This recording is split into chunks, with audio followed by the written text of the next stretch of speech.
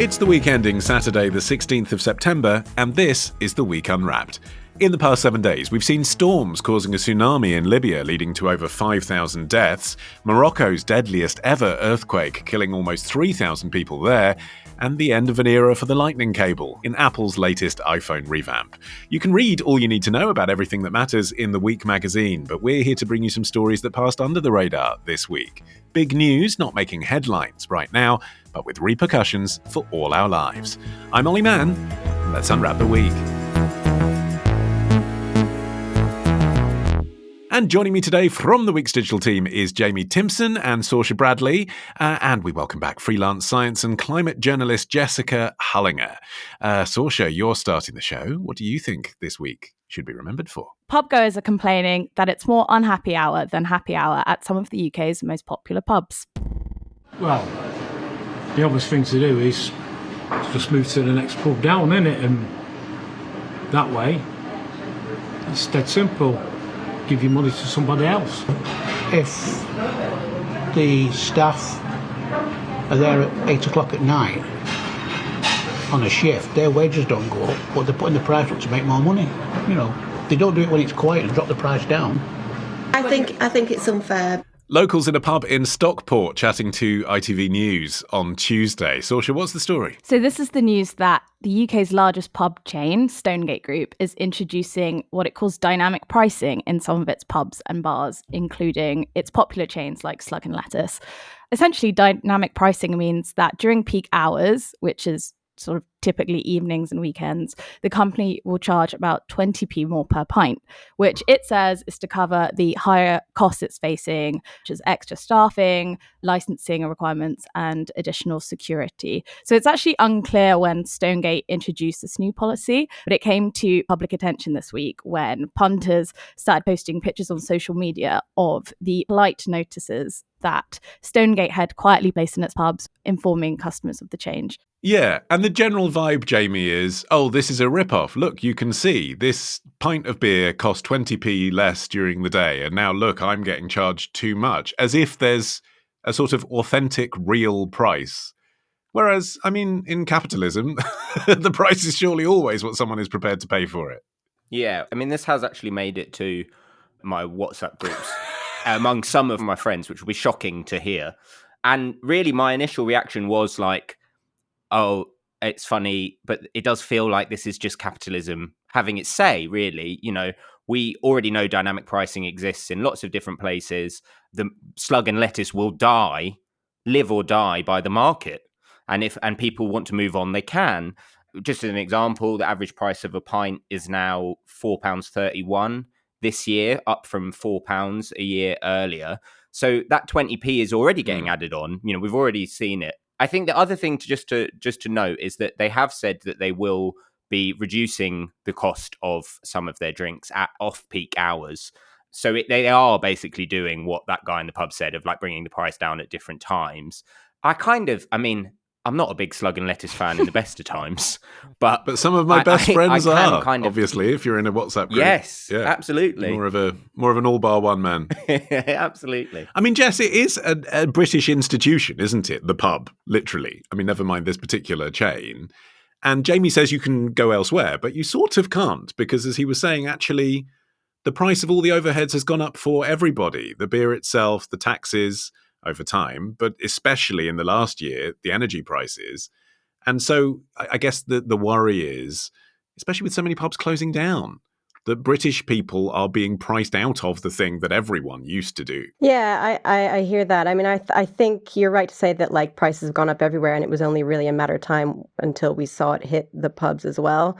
I find it really interesting the way that they rolled this out, though, because as Sorcha said, it's fascinating that we don't know when it came into play. And you have to wonder, had they not put the signs out, would anyone have really noticed or made such a big deal out of it, first of all? So by definition, you've had a drink by the time they put the prices up. Right. And you know, had they've kind of shot themselves in the foot a little bit with this. But also, I'm fascinated by their choice of words here, dynamic pricing. I mean, why do that? I don't understand why they chose to do that, because it's so controversial to say it's busy and therefore we're going to put the price up. I think that's what makes people angry. If you had just done it quietly and said, we're going to put the price up across the board slightly, if they had done that for all times of day for everyone drinking, in the middle of the day and in the evening and on the weekends, then they could have put the prices up slightly less. And so people would have been slightly less angry. And it would have been slightly less controversial. I think surge pricing, people hate it. They really hate it. And so when it comes to the pub, I think they find it really offensive. So I think they've done this really poorly. Except when supply does exceed demand, Sorcha, in the afternoon, for example, it does make sense to make it cheaper as an incentivization for people to come in. I mean, they could have done exactly the same thing, but just talked about it in terms of a happy hour. It's cheaper in the afternoons rather than pointing out it's more expensive in the evenings. Pubs have always done that. Yeah, exactly. I think, in one sense, it's sort of just poorly handled PR. I think I totally agree with Jess. I think dynamic pricing and surge pricing makes me think of Uber. And when I think of Uber, I generally just think of how annoying it now is to use and how it basically doesn't really function as it used to, and sort of gives you a sense of maybe like sort of a crumbling business that's not kind of, pulling in enough money, so it has to find ways of propping itself up, which doesn't exactly, it doesn't inspire a sense of confidence in me when I hear that these pubs are introducing policies like this. It's also, I guess, the detrimental brand effect that Sorcha's alluding to there, Jamie, isn't it? People do feel that way about Uber now, having previously had loyalty to that brand. And that's the thing, isn't it? In any dynamic pricing model, you can learn how to play the system, but there's a danger that you alienate your loyal customers who would otherwise have always chosen you. You're telling them to shop around. Yeah, and I think this is a kind of part of a larger backlash that we're seeing, particularly in the West, but kind of across the globe, against surge pricing. There is an example, AMC, who are a big cinema chain in the US, have gone back on they were doing surge pricing for some of their showings in cinemas. Lyft, who are like an Uber competitor, said that they were trying to move away from surge pricing because everyone hates it so much. I think what's interesting, and unfortunately we do go back to the PR stuff, but if my perfect world, it's really crap to work when it's really busy at a pub. Everyone knows that. It's like when it's really busy, it's like you can't get a break. People are assholes. Like it is very difficult. So if you said we're putting the prices up and all of that money is going to go to pay extra wages, better wages for our employees there, you're like, oh, cool, great. I'll pay for that because it is horrible to work in a really busy shift. But unfortunately, what everyone believes is that because of the way the system works, that actually they're not going to get paid anymore. It's all going to go into the coffers. I think the problem is a PR issue, but I do think most people would be more into it if they sold it differently. I don't know. I mean, you look at the staffing of these particular venues, Jess, and, they do appeal to people who really like to drink to excess, basically, don't they? I mean, this particular chain of pubs. What a thing to say, Olly Mann. No, but they do. They have dancing at the weekend. They have bouncers. The atmosphere is come in, drink more than you were expecting to. And so when they're busy, they have to employ more security staff. It's not just a case of people behind the bar. It's actually to keep people safe who are going in. So, I mean, you could say, is the problem with the customer as well for creating this sort of rowdy atmosphere that means they have to have more staff to police you? I was thinking that too, this idea that it's actually sort of, I think it's targeting a specific, as you say, rowdiness. And I mean, who knows whose fault that is. It's a fault of the pub and also of the clientele that they're inviting in to come and party hard. But I was thinking about this, and I think because pubs have been struggling so much and they are such an institution, and people have been sort of bemoaning and mourning the loss of their favorite pubs, I find it really fascinating, the backlash against this. And, if you want your pubs to stick around, pay for them. Pay for, 20p more for a pint. I mean, that also might be very snobby of me to say that's not very much. And it's not very much if you're having 2 pints. I mean, yeah, it's. Well, it's not very much for Londoners. I mean, that's the other thing, isn't it? It's a bit skewed, I think. Yeah. I mean, it's £6.63 is the average price for a pint of beer in London WC. Yeah, I'm very aware of my own sort of like demographics when I say that. But I think if you really want to support a pub that's going to pay its workers well and do well for the neighborhood, basically, then support your local pub. Don't support a chain. If you can, if you have one that's around the corner, go there instead of, the Slug and Lettuce or whatever it's called. I had never heard of this chain, which, again, is... I've had some very memorable evenings at the Slug and Lettuce. But yeah, I say go to your local pub. Go to the family-owned place that's been around for years and years if you can. I feel like people's real problem with it is that it sort of just feels against everything that a pub is supposed to be, really, isn't it? Whether or not it's a chain, all pubs are sort of kind of presented as community pubs, anyone can go in there. Yeah, so it's a leveler, isn't it? Sort of British version of the diner. Yeah, exactly. And if you go in and every time the price is different, then you sort of feel like you're being mugged off in a way. Or I guess it's when our cozy idea of what a pub is and should be clashes against market forces and capitalism, and suddenly the sort of illusion is broken and you're like, well, yeah, they are just here selling me drinks, which of course we do sort of know deep down, but being confronted with that in a sign is just sort of very disquieting experience, I guess. And I think that's why it's had such a big backlash on social media. Well, is it time to change our idea of what we think a cosy pub is, Jamie? I mean, that's the thing. Like, it seems to me a lot of English people in particular very tied to the kind of Orwellian ideal that is, getting on for 100 years old now of the village kind of free house. These are businesses, these big chains, and they're on the high street and they are there to make money. They're not there to be village centres. Yeah, no, definitely. And this idea of the pub as like the third space, it is all kind of tied into this kind of quite twee kind of parochialism that we have in this country of actually there's community spirit and it's the Great British Pub. And actually, I was discussing this the other day with someone that quite a lot of pubs often aren't that welcoming. This idea that it's welcoming or inclusive to loads of people. I think a lot of the pubs that I go to, maybe that's my choice, but they are not that welcoming or inclusive. I've never heard someone deliberately seek out the ones that alienate other people. And it feels very, what do lots of different minorities in society are probably turned away by this idea of a kind of local British pub that people with terrible opinions propping up the bar. It's outdated. That's me. Yeah. I just want to go to a space with you in it. Right, Jess, you're up next after this.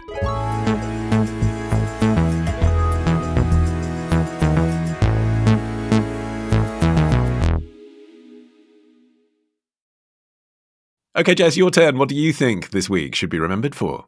Indigenous knowledge meets Western science. Oh, succinct. We look at the Mother Earth as our mother. And what would you do to harm your mother? The Earth is in crisis right now, and people need the knowledge that we have that is thousands of years old. And that's a part of the restoration of the value and the knowledge of tribal people. Chief Anne Richardson of the Rappahannock tribe speaking to ABC News last year. Jess, what's the story? So the National Science Foundation in the U.S. has announced that it's launching a research center, the first one that will focus specifically on drawing on Indigenous knowledge and tradition to inform scientific practice on things like studying the weather and climate change and a lot of other various interconnected problems that we are facing right now. What's the thinking behind this development? Well, so the thinking is that Indigenous communities around the world have a really deep and long-standing understanding and knowledge of the natural environment, and that because they're so deeply connected to Earth and its various systems, and that knowledge has been passed down through generations, they have a better understanding of how to manage those systems. And that if we as a society, and as in sort of like Western capitalist societies, can work alongside the Indigenous communities, that there are lessons to be learned about how to confront a lot of the environmental problems that we are seeing play out right now. Okay. I mean, what kind of things specifically, Sorcha, are we talking about? What's an example of how Indigenous communities could really inform science? This idea that Indigenous communities can, have a lot to contribute to science, particularly in the kind of arena of climate change, has been gathering pace for a while. And the UN has begun to recognise what an important part Indigenous communities can play. For example, in Bangladesh, villagers have been creating floating vegetable gardens to protect their livelihoods from flooding. In South America, people have been changing their agricultural activities and where they're farming to places that are, less susceptible to climate conditions. And, the UN has recognized that what these people have been doing has been really effective, and they want to create more spaces to take these ideas forward. And this project isn't related to the UN, but this is sort of a good example of where that's beginning to happen, where science and Indigenous knowledge is beginning to intersect. But will that knowledge, do you think, Jamie, filter through from an American research institute into general practice around the world? I think from what I've read about this specific example, they're coming into it with kind of like both eyes open in terms of the issues and the problems that a lot of scientists face when they're trying to persuade society effectively. I mean, but specifically, they talked about trying to publish what they found and their findings, not just in peer-reviewed journals, which I think is really important, because how many of us are reading peer-reviewed journals and climate change is affecting us all, and actually finding new ways to communicate through the use of comic books or posters or theatre, and actually telling of stories. And a lot of Indigenous communities are kind of story-based cultures. And so that's where they can learn about how to show and depict the ways in which Indigenous cultures are working with climate change in a way that is compelling to other people. I can see that a lot of people sometimes switch off when you talk in this language, because it can be quite it can be quite kind of confronting, or doesn't seem to fit in with this idea of what science should be. But actually, the way that Indigenous people learn about the environment around them through these like telling of stories is really important if we're wanting to kind of think about future generations. I mean, the problem is it's tied in with faith, isn't it, Jessica? You know, and from a scientific perspective, we're talking about science here, that can just be seen as superstition. I take your point, but I don't think it's correct. Did you not think that a lot of this is faith plays a part, certainly, but I think Indigenous communities there's far more than faith and religion in this. This is a way of life. A lot of them live off the land. They are the face of climate change. And there is science. There's research that demonstrably shows that a lot of these practices, in terms of like regenerative farming or systematic and strategic burning of forests, can actually prevent forest fires. And so this is not just, it's an interesting intersection, I think, of faith and science. And I think it's important to acknowledge that. But the reason why I love this so much is because I've been thinking a lot obviously about climate change and the solutions that we see often splashed across headlines. And the ones that we're seeing a lot of right now are things that are very technologically focused, which is fine. Technology will play a huge role in how we tackle climate change. But I worry, and I think that it is going to be impossible to properly and effectively and for the long term solve this problem without reconsidering and readjusting and realigning with our relationship with nature.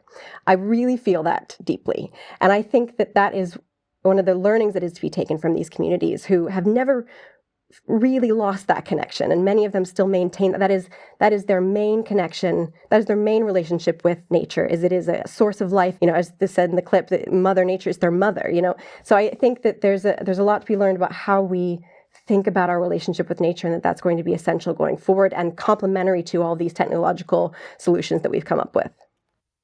Is this virtue signalling, though, Sorcha? I mean, this was one of 4 new centres that was launched this week. The others were focused on advanced acoustics, quantitative cell biology, and the particle physics of 3D printing. Now, those to me sound like disciplines that will not benefit from this intersection we've been discussing, right? They sound like hard science. So this is just a small part of what even this institution is doing. So I do feel a little skeptical of this idea, because I do feel like it implicitly suggests that, we shouldn't be following the science, so to speak. But I do also think it raises sort of interesting questions about, I came across this phrase of the politics of knowledge, and it's essentially this idea of whose knowledge counts. And sort of, I guess, in the UK and the US and sort of Western society, we'd put science and our scientific knowledge, at the top of the pyramid of knowledge that counts and is important. And then kind of, maybe Indigenous knowledge, we'd probably put that somewhere at the bottom and say it doesn't mean very much. And I guess this is sort of an attempt to redress that balance. And as Jess said earlier, sort of we do need to rethink our approaches to climate change, because we need radical action to be taken. Essentially, I think that's very clear now.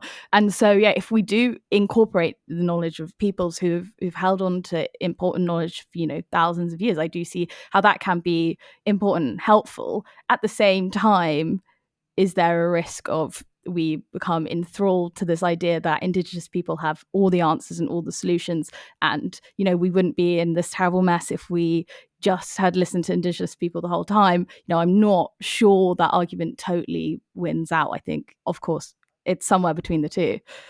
I think as well, it can be virtue signalling, and that's okay. Like, they need to get PR around what they're doing. they know what they're doing when they're marketing it as this is what we're organizing, this is how we're doing. And they know that it's going to be the thing that's picked up by something like the Week Unwrapped. So actually, in a way, it's like virtue signaling is, and like it's caught Jess's eye. It actually isn't such a dirty word in this scenario, because it's like... No, it's saying our approach has changed. We're open to new ideas, or very old ideas. I think you have to look at two things. First of all, there is money behind this. There's $30 million behind this. So there is actual funding for it. They're not just talking about it. It is financially supported. I think also you have to look at what the reaction has been within the Indigenous communities themselves. I mean, when these things are announced, they're excited about it. They've been asking for this for years.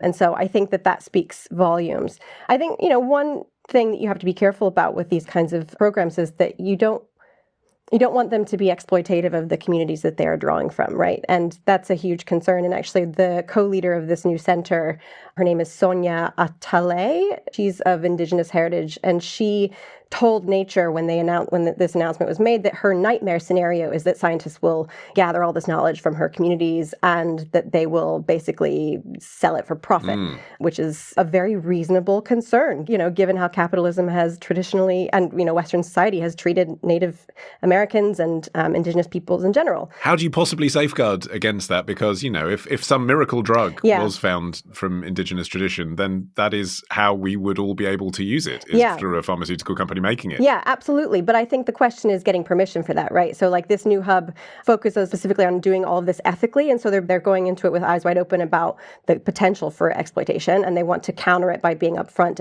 and honest about that possibility. But also like they're giving the Indigenous groups basically control over any sort of like intellectual property they have that could potentially be exploited. Like they get to decide when and how and with whom it is shared. Even though that intellectual property could be the result of oral tradition going back centuries, I mean, it would have expired, wouldn't it, if it was in another tradition? I mean, yeah, but like you have to also think like, well, yeah, I think generally if something is beneficial to the world and is going to combat climate change, everyone will benefit from it. Specifically, Indigenous communities who feel the brunt of climate change, they are disproportionately affected by it. So it won't just benefit everybody else, it'll benefit them. I think the question is, where does that money go if it does become hugely profitable? I mean, those are questions that will have to be posed and answered further down the line. But I do think that these kinds of initiatives, this one in particular, is doing its best to prevent the sort of exploitative nature of what could happen. Yeah, it's a really interesting story. Thank you for bringing it to us. Jamie, you are up next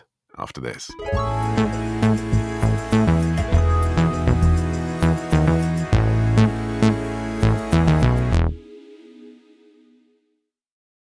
Okay, Jamie, your turn. What do you think this week should be remembered for? This was the week we were all encouraged to give disagreeing agreeably another go. And of course, we were fierce political enemies. Who would have thought, Ed, 10 years ago, we'd be sitting like this opposite each other and not taking chunks out of each other? We used to have to take real lumps, and the House of Commons sort of does that. It makes things confrontational, and at times it got quite feisty. We should have a listen to the archive. The Chancellor is not Robin Hood. He's the Sheriff of... I don't know. I think a YouTube cage fight is surely the next stage of this evolution of their relationship. Ed Balls and George Osborne there on their new weekly podcast, Political Currency, which began this week. Jamie, it was much trailed, the fact that Balls and Osborne were teaming up to do a new political podcast. So we've known about it for a while. Why is this actually now coming out, your story of the week? I think basically because having listened to it, and listening to the trailer, it's really underlined to me how upsetting, heinous, kind of trite nonsense it is to get two people like George Osborne and Ed Balls together in a room and under this kind of like disguise of like, oh yeah, we're just two kind of frenemies is the word that George Osborne uses to describe the pair. It just completely undermines politics and like the point of politics to have these two people who pretended for all intents and purposes 10 years ago that they absolutely hated each other and they were really kind of across the divide. And now they're here basically telling us how important centrism is and how important, this political consensus now is for the rest of our lives or for the rest of society. So I think it obviously comes off the back of the success of The Rest is Politics with Alistair Campbell and Rory Stewart that is selling out theatres up and down the country, while also providing a hefty paycheck, you'd imagine, to both Alistair and Rory Stewart. So obviously there's a space for it and a demand for it. But for me, Ollie, at least, it makes me thoroughly depressed about the state of society. Okay, I sense you're not a fan of these shows, Jamie. But why would you object to other people listening to a show like this? Like you say, it's popular. It's popular for a reason. People like this kind of thing. I think it kind of erodes people's brains a bit and kind of persuades them when they're listening that actually this consensus, this centrism, this move back, this centrist restoration, the return of centrist dads is a kind of return to sensibility. I think, like, if you look back at like the last 8 years of what we can describe as chaos and has been described as, I think it's mad to me that people look at that and think, oh, what we need to do is return to what it was like before that caused all of that. Okay. Is that what people think is the solution, Sorcha, just because they want to hear two relatively centrist people? I mean, Jamie's using the term centrist. The point is they're still right-wing and left-wing, but they're Times and Observer rather than, Socialist Worker and GB News. Having a debate in parameters that you can relate to, people like hearing that. It doesn't mean that's the answer. I think it definitely, the popularity of these podcasts speaks to, a British public that does really want to make sense of maybe the last 15 years, coming out of austerity, then into Brexit, a lot of political and societal turmoil and upheaval. And I think people are still sort of trying to find a narrative for all of that. And I think these programs definitely speak to that. And also, wanting to kind of scrutinize the ideas and justifications of these political decision makers, of people who were empowered during these years. And I can totally understand why people would be fascinated by that. But I do agree with Jamie in that I don't think it's great PR for kind of British politics and British democracy when I think these shows basically flag how ideological differences between these people is extremely small in lots of cases.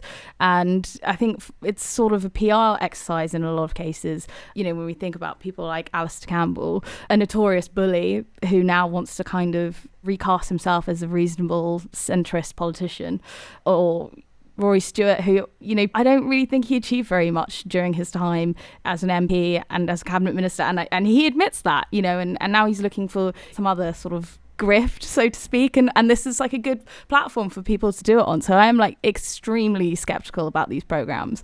And I think it kind of reinforces this idea that for these politicians, politics has no real world meaning. It's sort of a parlor game. It's an intellectual exercise. And they are still sort of, it's an illusion of kind of accountability because they're not really asking each other the tough questions and giving a real account of their time in power, I think. So I'm not a fan.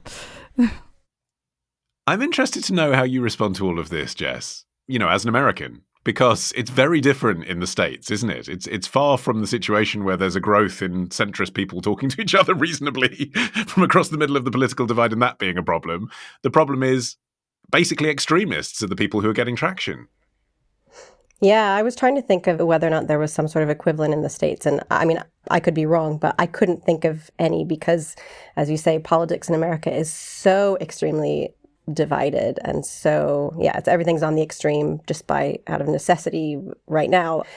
Okay, full disclosure here. I have not listened to either of these podcasts, so I'm speaking from complete ignorance.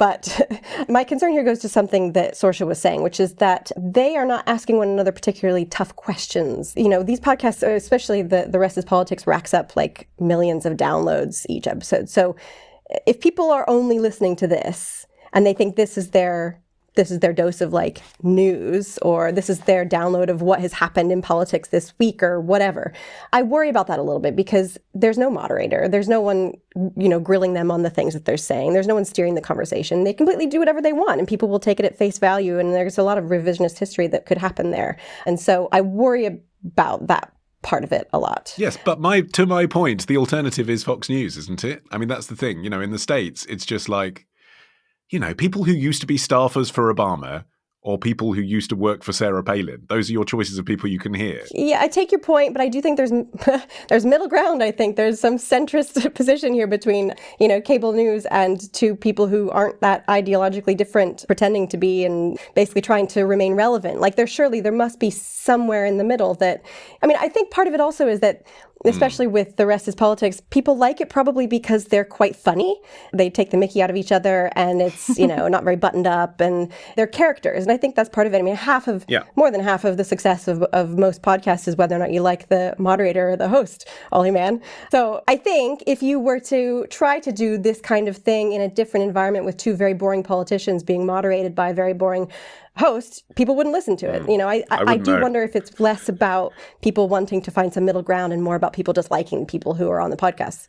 Yes, it's interesting, isn't it? Particularly in the case of Ed Balls, Jamie. I think George Osborne has yet to really rebrand himself with the British public. But in the case of Ed Balls, particularly after Strictly Come Dancing, there was a whole tranche of people who hated Ed Balls when he was the Shadow Chancellor, who think he's a great bloke. Yeah. And he's presenting Good Morning Britain with Susanna Reid. It is very much about rehabilitating people's reputations. Unless we forget that Ed Balls is still married to Yvette Cooper, who's the Shadow Chancellor and very much part of the political establishment. George Osborne, he's the one that's got most to gain out of this, hasn't he, really? Because his reputation couldn't get any lower.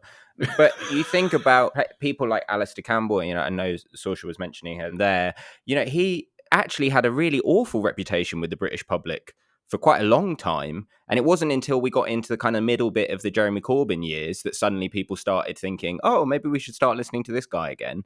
This has worked now. I wouldn't be surprised if, Starmer could bring him back in a Labour government probably, and people would be like, oh, cool, the adults are back in the room. This phrase centrism, there's a smugness to it. That's the thing that upsets me, is there's this idea that centrism is like, you've got this massive oversight of the arguments, and it's only the people in the centre that can really see that actually the people on the left or the people on the right are kind of demagogues and ideologues. And actually there's a real smugness to having a centrist step back and be like, oh, thank goodness adults are talking now. So we're able to get stuff done. I have a question though for you, Jamie. You might be able to speak to this a bit better than I can, but I was researching this story and I read that there's research from YouGov saying that voters characterize themselves as a 4.6 out of a 10 on a scale where 0 was left wing and 10 is right wing. And that's pretty close to center. Like, do people sit in the center? Like, is there nothing to it? I think that people, I think, having spent some time in government, working in Westminster, and then spent some time on the outside, I think there is a general feeling that the way to describe yourself to pollsters potentially, like no one wants to go into a public situation and be like, oh, actually, Marx was right. Like, no one likes that. That's an upsetting thing to say to a lot of people. And on the other flip side, you don't get a lot of people going into public spaces and saying, oh, who was a great guy? Nick Timothy, he's got all the right answers. So basically, people answer these questions because they want to be seen to be centrist, to be moderate, to not have a very strong opinion. But to me, politics is about having strong opinions. And as long as you do it in a way in which you can stand up and defend yourself, and you do it in a way that doesn't denigrate other people and doesn't put people down, having strong opinions is what we should be doing at Westminster. Or, Jessica, has Jamie got the equation the wrong way round? And it's not that the sort of chummy podcast chat style is a betrayal of how they were in politics 10 years earlier, but that there might be a political audience for being more like that in the House of Commons. That the bit was wrong was that when they were so antagonistic with each other, they had to pretend. But really, they do have some ideas of consensus that would be useful to discuss in a public forum when they are active politicians.